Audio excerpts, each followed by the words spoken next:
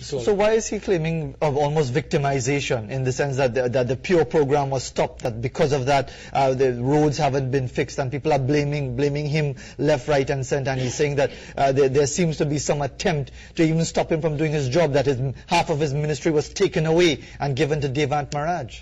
Well, for the purposes of efficiency, the ministries were divided. And you can see the efficiency that is there now and the effectiveness. Devant Maharaj is performing very well. He's doing what he's supposed to do as Minister of Transport. I think some of the questions you're asking me about Mr. Warner, I think those are questions that best directed now at Mr. Warner.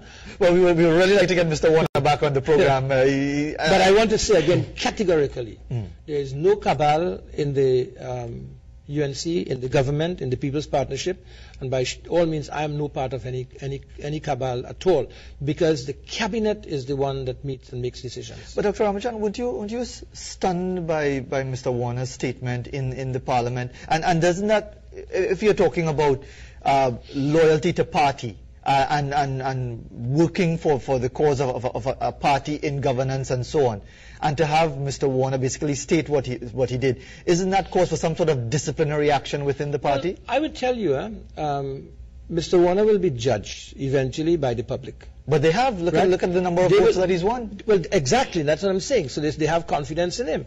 And that's the nature of the politics, a democratic system. And if that's the democracy, then we have to respect the democracy.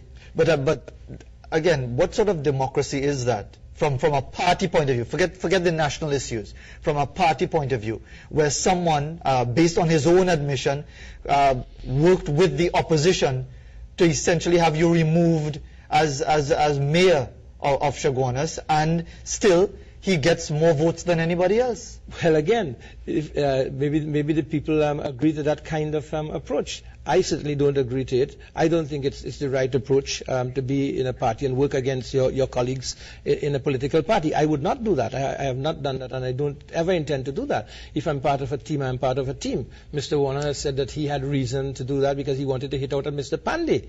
But one has to be careful that when one engages in such action, one undermines one's own credibility as well as undermines the very party that one is trying to build.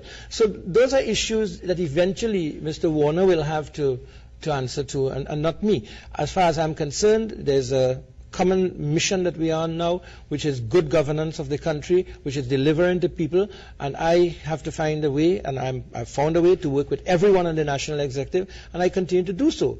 I have set an agenda for myself. I was perhaps one of the few people who went on that platform and said what a deputy political leader was going to do, and I intend to continue with that. For example, I'm supporting the Prime Minister's call, which he made on January 24th of this year, for a party ombudsman, which is to represent the interests of the membership, both to the party and to government ministers. So you close that gap between party and government, and party and the membership. Isn't that an extra layer of bureaucracy? If you talk about a party ombudsman, doesn't that mean that within the inner workings of the UNC, it's difficult to have issues dealt with on a one-on-one direct basis? What you're trying to do is to ensure that people who are members of the party have the best recourse possible, and the party ombudsman will certainly fill such a role.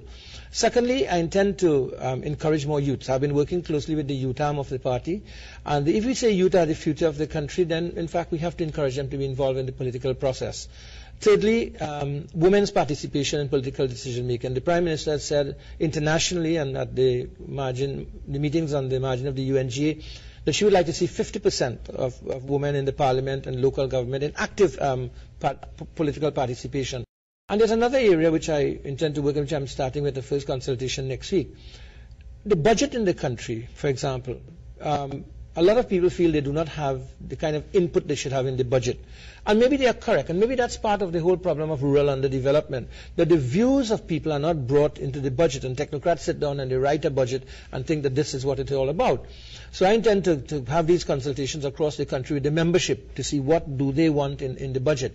That will mean involving even more the members of parliament, which also now brings about the area of more deeper representation. So through that one act, you'll be able to bring about better representation, contact with the membership, and influence what the national budget is. And secondly, there are many pieces of legislation that need public discussion. For example, the Children's Act. I think that is something that the public should be discussing. Sometimes we sit in Parliament and think that we are the best lawmakers, but some of the best ideas for laws come from the people who are experiencing it. That is part of the agenda that I have set for myself as Deputy Political Leader over the next 2 years. And I think it's a good agenda. I think there are some noble ideals